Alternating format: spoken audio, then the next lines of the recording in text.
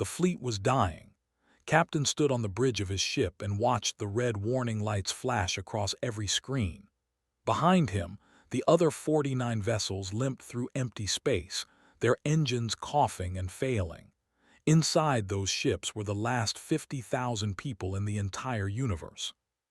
6 months ago, they had a home.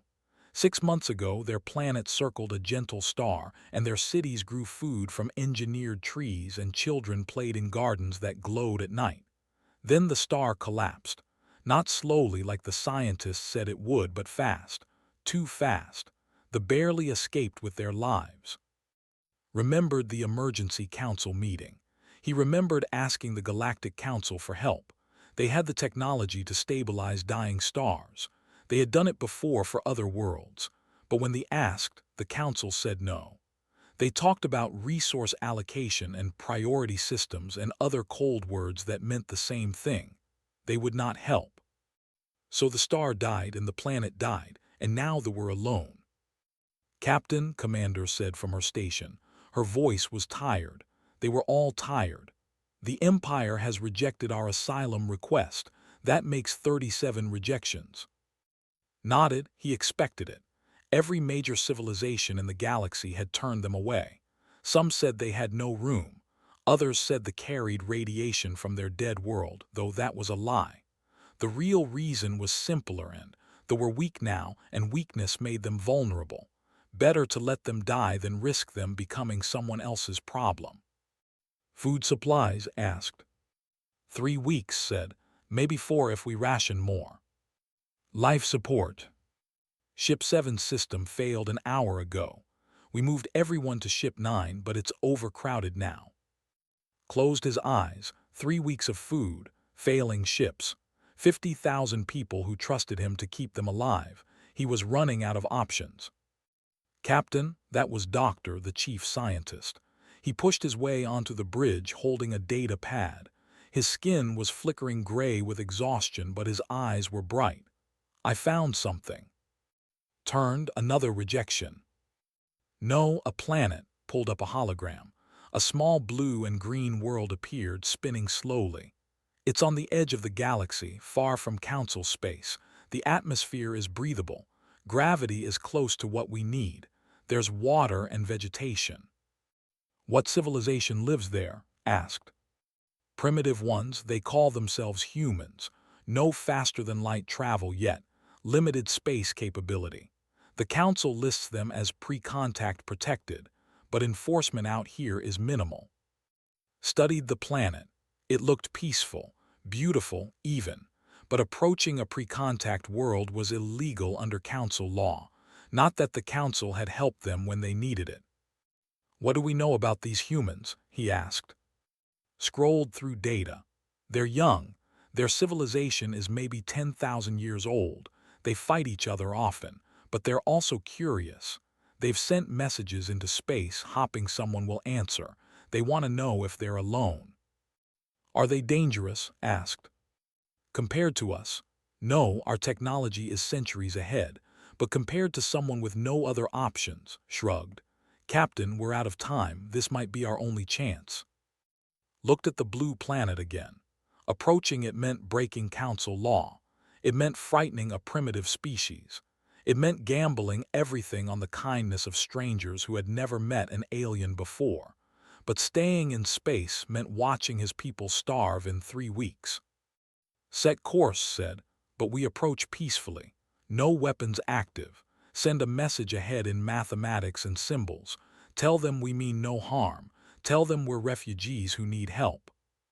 The fleet turned toward Earth. Behind them, the cold, empty galaxy offered nothing. Ahead, a small blue world held their last hope. The journey took 2 weeks. In that time, 3 more ships failed completely. They crowded into the remaining vessels, children crying, adults trying to stay calm. Doctor prepared a message that used basic mathematics and universal symbols. It said simply, "We mean no harm. We are refugees. Please help." When they reached Earth's solar system, they broadcast the message on every frequency. Then they waited. For 6 hours, nothing happened. Then Earth's primitive satellites detected them. Radio signals exploded across the planet. They could hear the panic in human voices, even though they didn't understand the words yet. "They think we're invaders," said quietly. "Can you blame them?" replied. "We're 47 ships appearing in their sky. They've never seen aliens before." Military aircraft launched from Earth's surface, hundreds of them rising up to meet the fleet, ordered all weapons to stay offline. If the humans wanted to destroy them, they wouldn't fight back.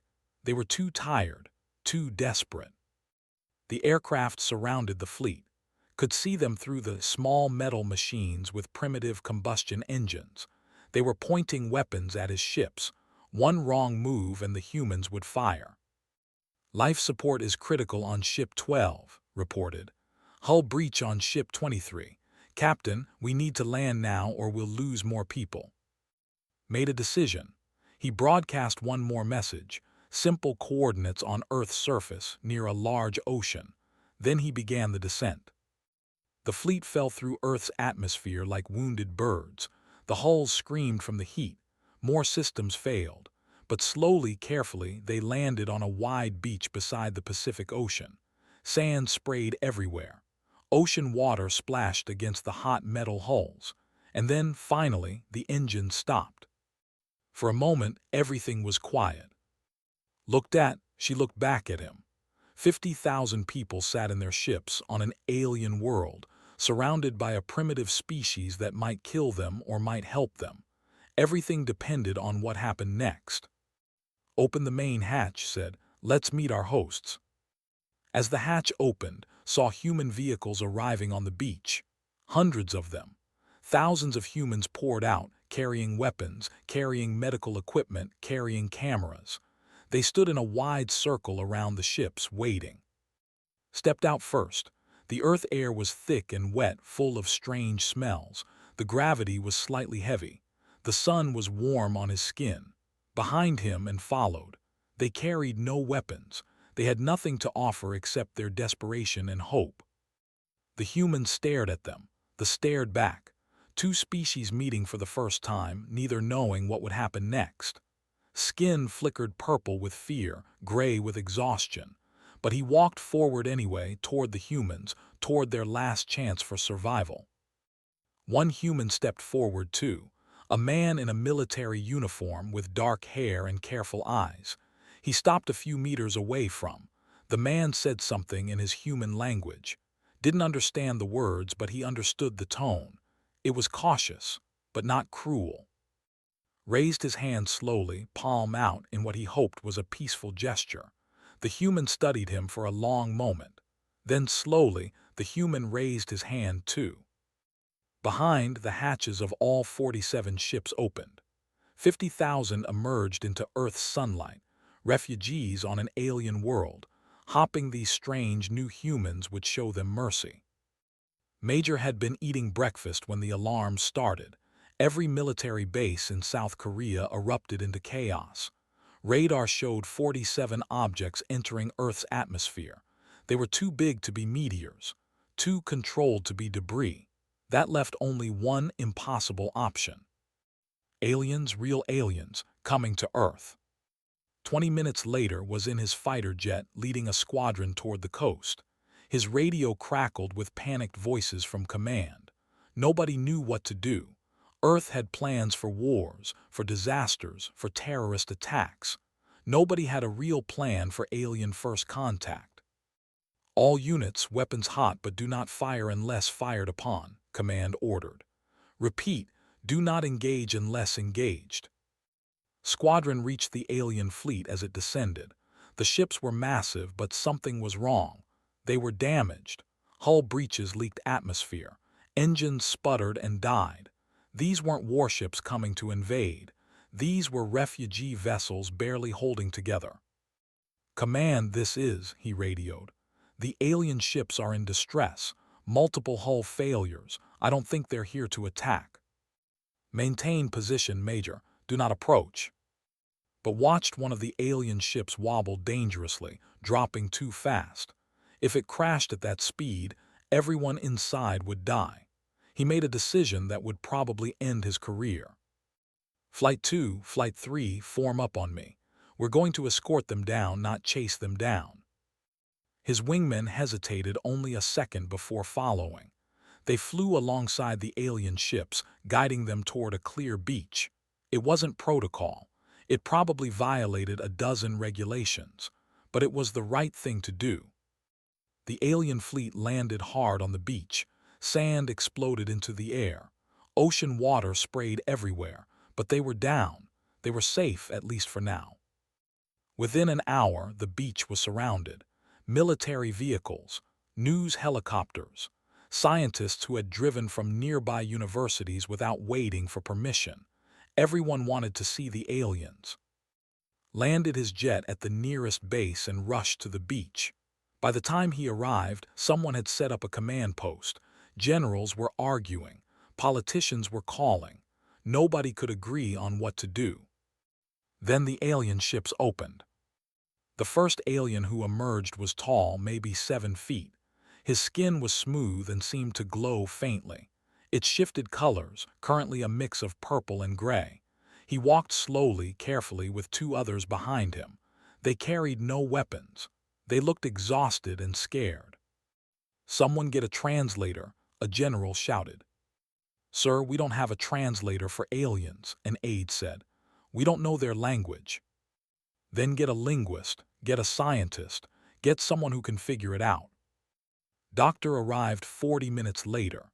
She was from Seoul University, someone who had spent her whole career studying the possibility of alien life. Now that possibility was standing right in front of her, and her hands were shaking. With her came a linguist who specialized in communication theory. He carried a laptop and several tablets, ready to try anything. Escorted them through the military perimeter. The lead alien was still standing there, waiting patiently. His skin had shifted to a lighter gray now, tired but patient. "Can you understand me?" Tried in English, then Korean, then several other languages. The alien tilted his head but didn't respond. Pulled out his tablet. "Let me try something." He showed the alien a series of mathematical symbols. 1 + 1 = 2, 2 + 2 = 4. Basic universal concepts. The alien's skin flickered, shifting to a brighter color. He pointed at his wrist, where a device projected holographic symbols. The same mathematics appeared, but written in a completely different way. Then he added more symbols. "He's responding," said excitedly. "Mathematics is working as a bridge. Give me a few minutes." For the next 2 hours, and the alien worked together, building a basic communication system. It was slow and clumsy, but gradually ideas could be shared. The alien's name was, the female with him was, the older one was, they were leaders of their people. And their people were dying. Used his holographic device to show them images. A beautiful planet with glowing cities. Then the planet's star collapsing, ships fleeing. Other aliens turning them away, ships failing in space, people starving, children sick. Felt tears in her eyes. She didn't need perfect translation to understand. These weren't invaders. They were refugees who had nowhere else to go. "How many?" she asked through the clumsy translation system. Held up symbols that translated. 50,000. All of them are in those ships. A general standing nearby overheard. 50,000. We can't just accept 50,000 aliens. But was looking at the ships. Through the open hatches he could see movement, small figures, children, alien children clinging to their parents, scared and confused. "We need to help them," said. "Major, this is way above your pay grade." "I don't care about pay grades," interrupted. "Look at them. They're people. They're dying. We help them now and figure out the politics later." The general started to argue but was already on his radio. "I need medical supplies at the beach, food, water, shelter materials. Everything you can bring it now." "Sir, who authorized?" "I did. Move it." Within 30 minutes, trucks started arriving. Military medics, civil defense teams, local volunteers who had heard the news and came to help. They brought food, medicine, blankets, anything useful. Watched in confusion as humans began unloading supplies. Through's translation system, he asked, "Why? Why help us? You don't know us." Smiled, wiping tears from her face. "Because you need help, that's reason enough." Skin shifted to a color they hadn't seen before. Bright gold, warm and glowing, checked his notes. "I think that means hope or happiness." A human medic approached carefully, carrying a medical kit. She pointed to a child whose arm was badly burned. The child's parent looked terrified. The medic smiled gently and showed them the bandages. "Please, let me help." The parent hesitated, then nodded. The medic worked carefully, cleaning the burn and wrapping it in clean bandages. The child stopped crying. The parent's skin shifted to pale gold too. All around the beach, similar scenes played out. Humans and unable to speak each other's languages, finding ways to help anyway. A human firefighter showed engineers where to connect water hoses to cool the overheated ships. Human children offered alien children candy, smiling shyly. Doctors examined sick, while doctors with glowing devices helped injured humans who had hurt themselves in the chaos. By evening, the beach had transformed. Temporary shelters were being erected. Food stations fed both species. Human and children sat together on the sand, drawing pictures and trying to teach each other their languages. Doctor approached as the sun set. "Through's improved translation system," he said, "we expected fear, or rejection, or demands we didn't expect. This." "What did you expect?" asked. "The galaxy is cold," said. "The strong dominate the weak. Resources are hoarded. Helping others is seen as weakness, but you just helped without asking for anything. Why?" Thought about it. She looked around at the beach, at humans, and working together despite having met only hours ago. "Maybe we don't know any better," she said. "We've never met aliens before. We don't know your galaxy's rules. We only know our own rules. And our rules say when people need help, you help them." Skin shifted through several colors. "Your rules are better than ours." That night stood guard on the beach perimeter. He watched families sleeping in temporary shelters, exhausted but safe. Human volunteers brought more blankets as the temperature dropped. News crews filmed everything, broadcasting images of first contact to the entire world. His commanding officer called. "Major, you're probably going to face a court-martial for this." "Probably," agreed. "Was it worth it?" Watched a human doctor checking on a sleeping child, making sure the child was warm enough. He watched and working together, building a better translation system. He watched standing at the water's edge, looking at Earth's moon, his skin finally shifting from gray to a peaceful blue. "Yes, sir," said, "it was worth it." By morning, the world had changed. 50,000 refugees were on Earth, and Earth had made a choice, perhaps without fully realizing it. They had chosen kindness over fear. They had chosen to help rather than turn away. They had chosen to be the species that said yes when everyone else in the galaxy had said no. The consequences of that choice would reshape the entire galaxy. But in that moment on that beach, it was simple. People needed help, and Earth helped them. 3 months had passed since they arrived. The beach where they first landed had transformed into a thriving settlement. Temporary shelters became permanent structures. Engineers and human construction workers built together, creating buildings that mixed both species' designs. The results were beautiful and strange. Houses that glowed softly at night and gardens that grew food faster than anything Earth had seen before. Doctor had shared agricultural technology with human scientists. They grew food using advanced biotechnology, plants that needed less water and produced more nutrition. Hunger, which had plagued parts of Earth for centuries, was suddenly becoming solvable. In return, humans shared their art, their music, their culture. Translation system was now perfect. Humans and could speak to each other as easily as old friends. President visited the settlement often. She was South Korea's leader, but the UN had asked her to coordinate Earth's response to the. She walked through the settlement with, amazed at what she saw. Your medical technology saved 3,000 human lives last month, she told him. Cancer treatments that were impossible before. Genetic therapies we didn't understand. You've changed our world. Skin flickered with humble colors. You saved 50,000 of our lives. We can never repay that debt. It's not a debt, said. It's partnership. But not everyone on Earth agreed. Some governments worried about the aliens. Some people feared change. There were protests in some cities, people demanding the leave, but they were the minority. Most humans had seen the news, seen the children playing together, seen the medical miracles. Most humans thought they should stay. Then the Galactic Council arrived. The ship appeared in Earth's orbit without warning. It was massive, 10 times larger than any vessel. Its hull was dark metal covered in weapons. This was a dreadnought, a warship designed to enforce the Council's will across the galaxy. Major, now a colonel, was at Earth's Orbital Defense Command when the ship appeared. Alarms screamed. Every satellite and defense system locked onto the alien vessel. "Get me President," ordered, "and get General on the line, now."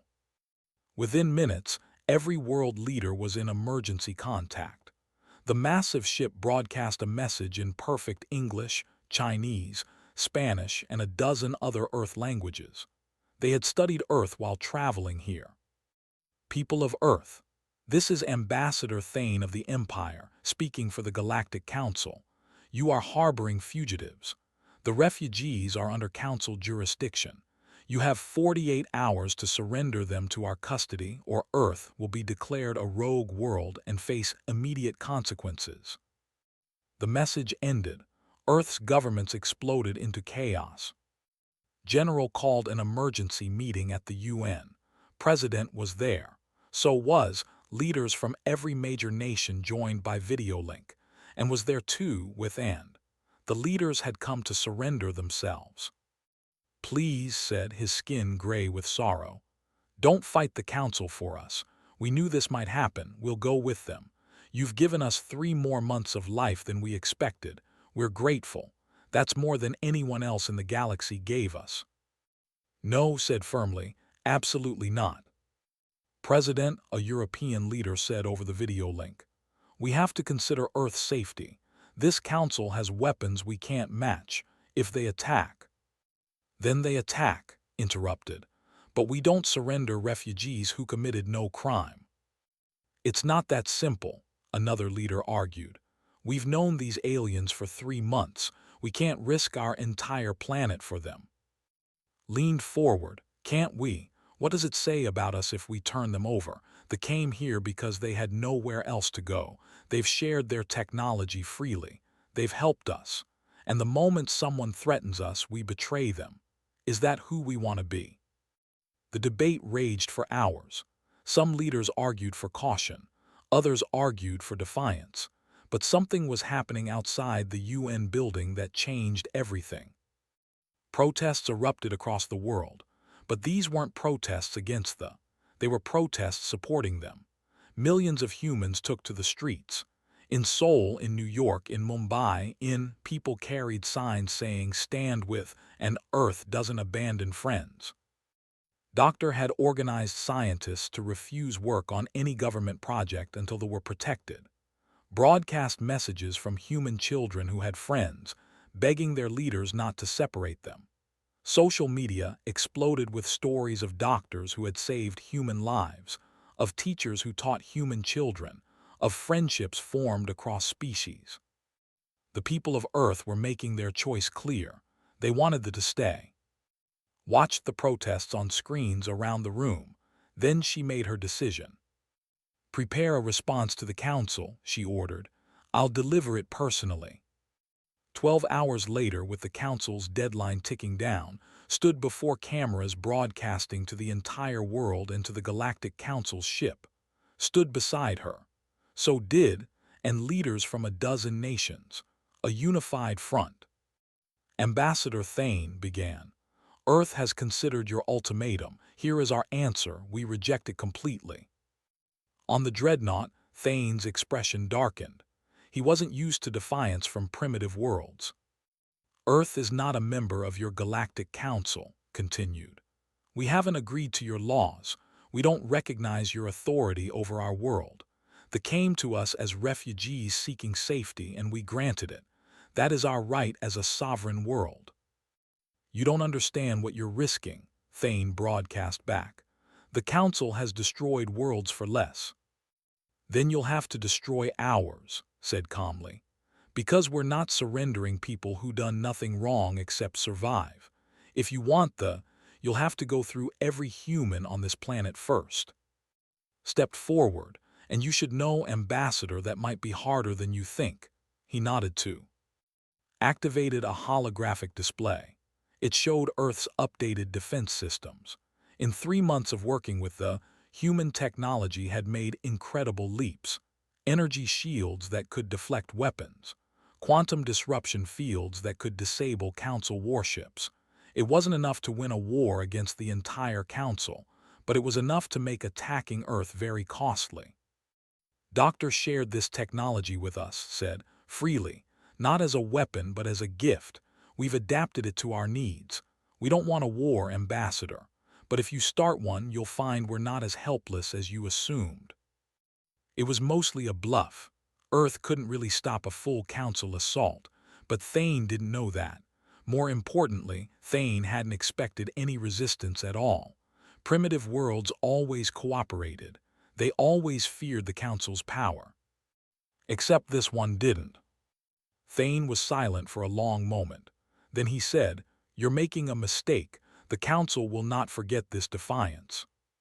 "We won't forget it either," replied. "We'll remember that we stood up for what was right, no matter the cost. We'll remember that we chose people over politics, and we'll remember that Earth doesn't abandon its friends." The broadcast ended. Earth held its breath, waiting to see if the dreadnought would attack. It didn't. The ship held its position in orbit, weapons ready but not firing.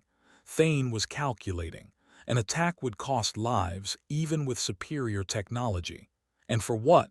Refugees the Council had already written off. Pride wasn't worth casualties. But the Council couldn't just leave either. That would show weakness. So the dreadnought stayed in orbit, a silent threat, a blockade instead of an attack. "No supplies in or out," reported. "They're trying to starve us into compliance." But the Council had made a mistake. They assumed Earth needed outside supplies. They didn't understand what the human partnership had already achieved. Over the next weeks, the blockade meant nothing. Agricultural technology made Earth more self-sufficient than it had ever been. Power systems reduced energy needs. The two species worked together, solving every problem the blockade created. And something else happened. Earth started broadcasting everything that was happening, not just to Earth but to the galaxy. Every piece of technology Earth shared too, freely. No payment required, no strings attached. They broadcast the agricultural technology that could end hunger, the medical technology that could cure diseases, the translation technology that let any species communicate. They sent it all out across the galaxy, free for anyone to use. It broke the Council's control. For centuries, the Council had hoarded technology. They had kept smaller civilizations dependent and weak. But now, Earth and they were proving there was another way. Share freely, help each other, grow together. Smaller civilizations across the galaxy started asking questions. Why hadn't the Council helped them? Why were humans, a primitive species, willing to share technology the Council kept secret? What else was the Council hiding? Inside the dreadnought, Thane watched his carefully controlled galaxy start to crack, all because one primitive world refused to be afraid. In the settlement on Earth, stood with, watching human and children play together in gardens that glowed with bioluminescent plants. "We didn't just find refuge," said softly, her skin shifting to warm gold. "We found home." Above them, the Council's dreadnought hung in orbit like a storm cloud. But on Earth, life continued. Better than before. Humans and together, proving that cooperation was stronger than threats, that kindness was more powerful than fear. The Council had made a miscalculation. They thought Earth would submit. Instead, Earth taught the galaxy a different lesson, and that lesson was spreading faster than any ship could travel. 6 months into the blockade, Ambassador Thane was frustrated. The Council had expected Earth to crack within weeks. Food riots, energy shortages, economic collapse. Then Earth would beg to surrender and everything would return to normal. Instead, Earth was thriving. Thane watched the reports from his dreadnought. Earth's cities were using 40% less energy than before, thanks to power systems. Food production had doubled. No, tripled. The agricultural technology was spreading across every continent. Humans were feeding more people better than ever in their history. And worse, they were still broadcasting everything. Every breakthrough, every innovation, every success. They were showing the entire galaxy that the Council's way wasn't the only way. "Sir," his aide reported, 17 more minor civilizations have requested the shared technology files from Earth. "Have we blocked the transmissions?" Thane demanded. "We've tried, but they're using quantum channels. The information is spreading faster than we can stop it. And sir, some of our own member worlds are downloading the files too." Thane slammed his fist on the console. This was supposed to be simple: punish a defiant world, retrieve the refugees, maintain order. Instead, Earth was starting a revolution. On Earth, Dr. Sara was working in a laboratory that hadn't existed 6 months ago. She was a human engineer, but her partner on this project was. Together, they had created something remarkable. "Run the test again," Sora said, checking her monitors. Activated the hybrid power core they had built. Energy flowed through it, clean and efficient. It combined human fusion technology with bioelectric systems. The result was a power source 3 times more efficient than anything either species had built alone. "It works," said, his skin shifting to excited bright blue. "Sara, this could power a city for a year on what used to power it for a month." "Then we share it," Sora said simply, already preparing the data files for broadcast. This was how everything worked now. Human and scientists working together, combining their knowledge and immediately sharing results with anyone who wanted them. No patents, no secrets, no profit motive, just progress. In the settlement was teaching human farmers about agriculture. Was young for barely an adult, but brilliant with plants. He showed the farmers how to modify seeds using bioengineering, how to create crops that grew in half the time and resisted disease. "But we need to be careful," explained through the now-perfect translation devices everyone wore. "The plants need balance. Too much modification and they become unstable. We work with nature, not against it." The human farmers listened carefully. They had been skeptical at first. Their families had farmed Earth for generations, but the results spoke for themselves. Fields that once produced 10 tons of food now produced 30, and the food was healthier, more nutritious. "My grandfather would never believe this," one farmer said, looking at rice plants that grew twice as tall as normal. "Your people have changed everything."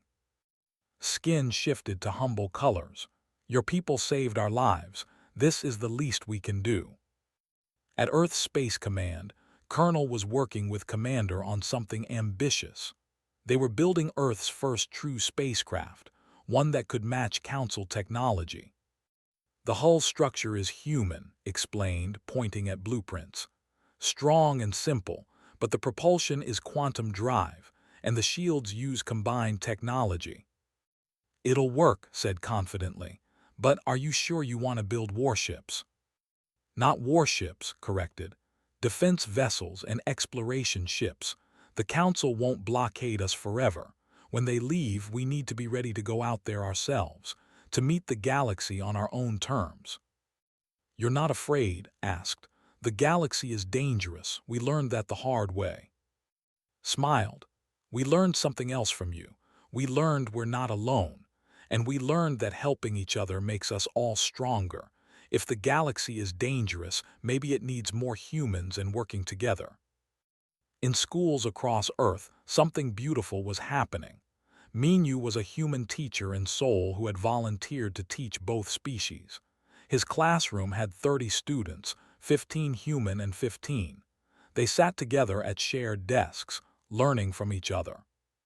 "Today we're studying Earth history and history," Minyu announced. "Can anyone tell me what both species have in common?" A young human girl raised her hand. "We both made mistakes." A boy added, "We both tried to do better." "Exactly," Minyu said.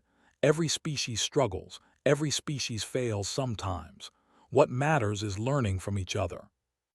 During lunch, the children played together in the schoolyard. They had invented a game that combined human soccer with a sport that used glowing balls. Nobody was quite sure of all the rules, but everyone was laughing. Watched the children play and felt hope. He was working on something new with, not just a translation device, but a cultural database. Every human language, every dialect, every cultural custom and tradition. They were preserving both species' heritage and sharing it all. "When my people lost our," said as they worked, "I thought we lost everything. Our culture, our history, our identity. But your people helped us remember who we are.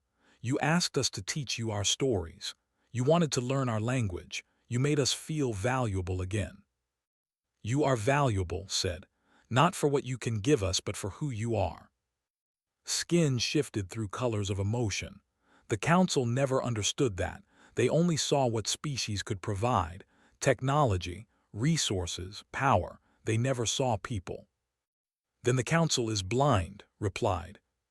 3 months later, they broadcast their cultural database across the galaxy. Every species could access it. Learn about humans. See what two species could build together when they chose cooperation over exploitation. The response was overwhelming. Smaller civilizations, long ignored by the council, began talking to each other. They formed networks. They shared ideas. They started asking why they needed the council at all. On the Dreadnought, Thane received an emergency message from council headquarters. It wasn't good news. "The cluster has formally withdrawn from the council," the message said. 12 minor worlds have formed their own alliance. They're calling it the Free Worlds Coalition, and they're citing Earth's example as their inspiration. Ambassador Thane, your blockade has failed. Return to council space immediately." Thane wanted to refuse. He wanted to blast Earth's settlement from orbit and end this rebellion. But he couldn't. Too many eyes were watching now. Too many civilizations were questioning the council. An attack on Earth would confirm everything the rebels were saying. The council would lose what little moral authority it had left. "Prepare to depart," Thane ordered bitterly. As the Dreadnought powered up its engines to leave, people on Earth celebrated. The blockade was over. They had won, not by fighting, but by proving there was a better way. President stood within a Seoul marketplace that had become famous across the galaxy. Merchants sold bioluminescent art next to human food vendors. Children of both species chased each other through the stalls. Elders of both species sat together drinking tea and sharing stories. "When your people first arrived, I was terrified," admitted. "Not of you, but of the responsibility. What if we made the wrong choice? What if helping you destroyed us?" Looked around at the thriving marketplace, at the friendship and cooperation everywhere. "And now? Now I know we made the only choice we could live with," said. "We chose to be the people we wanted to be, not the people fear told us to be. And it made everything better." That night, every screen on Earth and every receiver in orbit showed a new broadcast. Not from Earth but from 47 different civilizations across the galaxy. They were small worlds, minor powers, species the Council had ignored or exploited for centuries, and they were making an announcement together. "We have seen what Earth and the built together," the message said. "We have seen cooperation instead of hierarchy, sharing instead of hoarding, kindness instead of fear. We want to build that too. To any world that believes in these principles, join us. Together, we can create a better galaxy." It was a revolution, but not one fought with weapons. It was a revolution of ideas. Earth and the had shown the galaxy another way, and the galaxy was listening. In the settlement, stood with Dr. Sara on a hill overlooking the glowing city they had built together. "We didn't just find refuge here," said. "We found purpose. We found proof that the galaxy can be better than it was." "It's just beginning," Sara said, looking at the stars where 47 worlds were choosing hope over fear. "And I can't wait to see what we all build together." 1 year after they arrived on Earth, Ambassador Thane returned. But this time, he came alone, in a small diplomatic shuttle instead of a dreadnought. He requested permission to land in Geneva for negotiations. President agreed to meet him. So did representatives from the 47 worlds that now called themselves the Free Worlds Alliance. The leadership was there too, and stood together, no longer refugees but equal partners in something bigger than themselves. Thane entered the conference room and barely recognized the world he had blockaded a year ago. Through the windows, he could see architecture blending with human buildings. Ships of a dozen different species landed at the spaceport that hadn't existed before. Earth had gone from a primitive backwater to a hub of interstellar cooperation in just 12 months. Ambassador Thane greeted him formally. "You asked for this meeting, we're listening." Thane sat down, looking uncomfortable. He was used to delivering ultimatums, not negotiating. "The Galactic Council has sent me with a proposal. Earth will be granted membership in the Council, full member status. You'll have a voice in galactic affairs. In return, you must accept Council authority and agree to certain conditions." "What condition?" General asked, his tone suspicious. "Standard membership terms, military restrictions, technology sharing mandates, tribute payments, and the must accept Council oversight and protection." The room was silent for a moment, then laughed. It was a bitter sound. "Protection," said. "The Council left my people to die. Now that we've survived without you, you want to protect us." "The situation has changed," Thane said stiffly. "The Council recognizes that mistakes were made." "Mistakes?" Skin flashed angry red. "You called us contaminated. You rejected us from every world. You tried to starve Earth into surrendering us. Those weren't mistakes. Those were choices." Raised her hand, calming the room. "Ambassador, I appreciate you coming here. I really do. But we're not interested in Council membership under those terms." "Then what do you want?" Thane demanded, frustrated. "Nothing from you," said. "We have a better proposal, one we're offering to the entire galaxy." She nodded to Doctor, who activated a holographic display. It showed a new framework, a new structure for galactic cooperation. "We call it the Free Worlds Alliance Charter," explained. "Any civilization can join as an equal member. It doesn't matter if you're big or small, old or young, powerful or weak. Everyone has one vote. Technology is shared freely among members. Refugees are protected. Decisions are made by consensus, not by whoever has the biggest military." "That's naive," Thane scoffed. "The galaxy doesn't work that way. Power is what matters. Without hierarchy, there's chaos." "Is there?" challenged. "Because for the past year, 47 worlds have cooperated without hierarchy. We've shared technology, helped each other, solved problems together. And nobody went to war. Nobody starved. Nobody was exploited. Where's the chaos?" Thane had no answer. The truth was, the Free Worlds Alliance was working, and it was making the Council look terrible by comparison. "You can't remake the Galactic Order," Thane said weakly. "We already have," replied. "Check your communications. While you've been traveling here, 30 more worlds have signed our charter.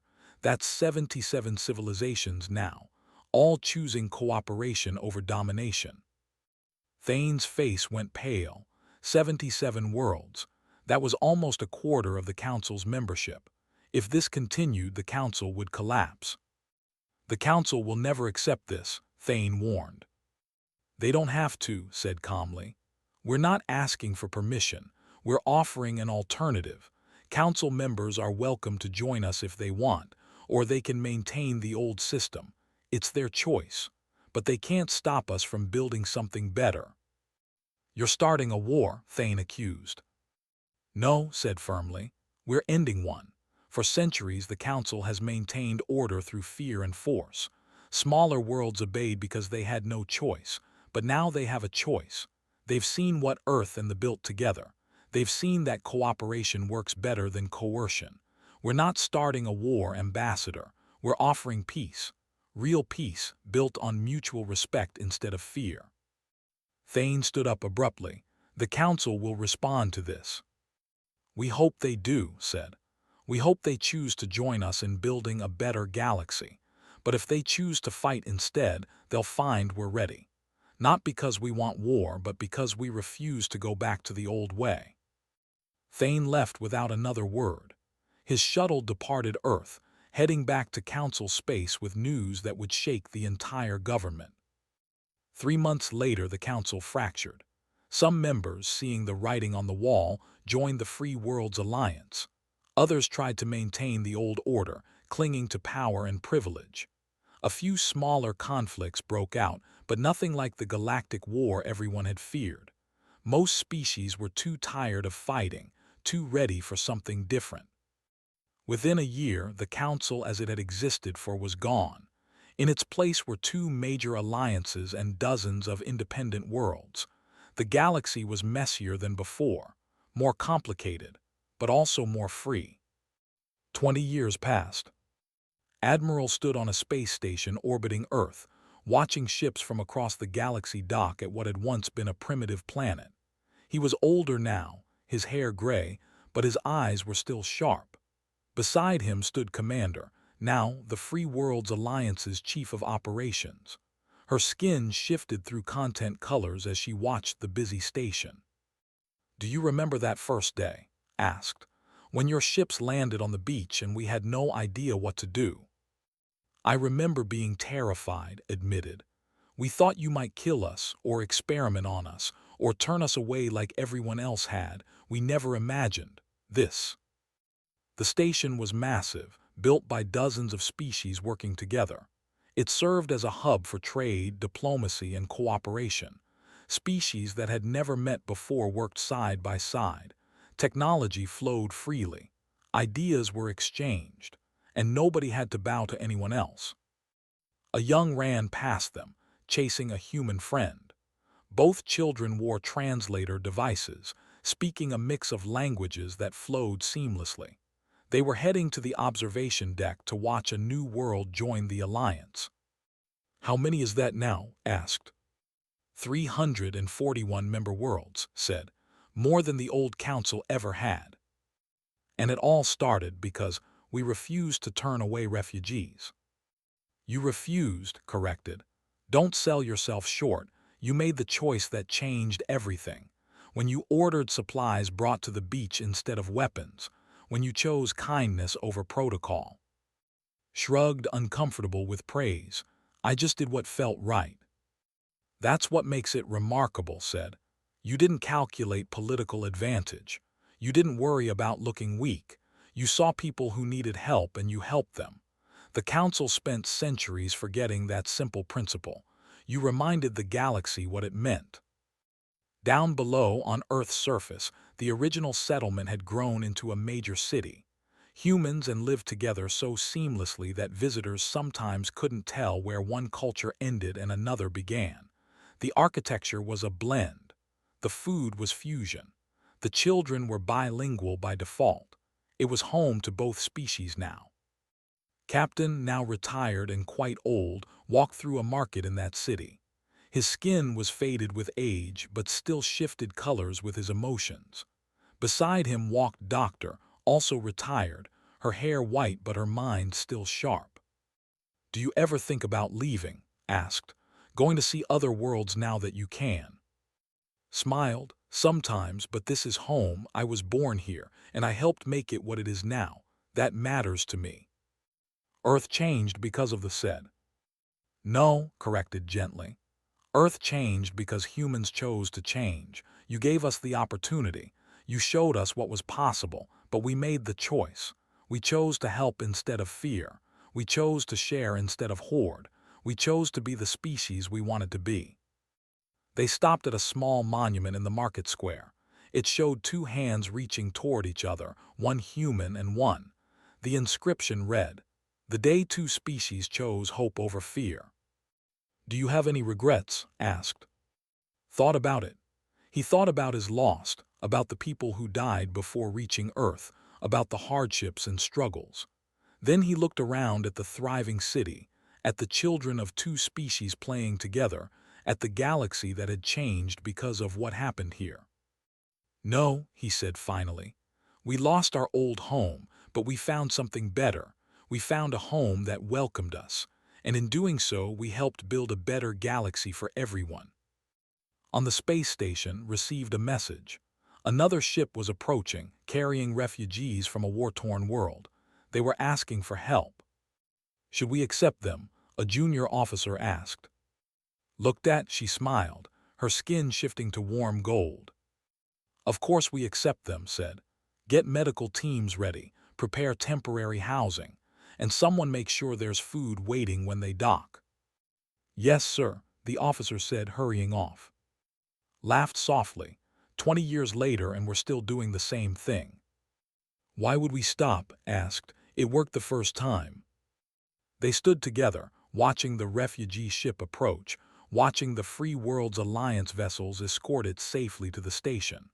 All across the galaxy, the same scene was playing out. Species helping each other. Refugees finding homes. Cooperation replacing exploitation. The Council had called humanity primitive. They had called Earth backward. They had tried to use fear to maintain control. But Earth had taught the galaxy a different lesson. Sometimes the most primitive impulse, the simple desire to help someone in need, was actually the most advanced thing a civilization could do. Sometimes kindness was stronger than weapons. Sometimes cooperation achieved more than conquest. They had been exiled by the galaxy. They had found a home on Earth. And in doing so, they had helped Earth show the galaxy what true civilization looked like. Years later, when young species joined the Free Worlds Alliance, they always asked the same question. Why? Why did Earth help them when everyone else turned them away? The answer was always simple. It was the same answer had given on that first day, standing on a beach with refugee ships cooling in the ocean spray.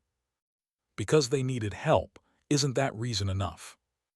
And for a growing galaxy that was learning to value people over power, it was reason enough. It was everything.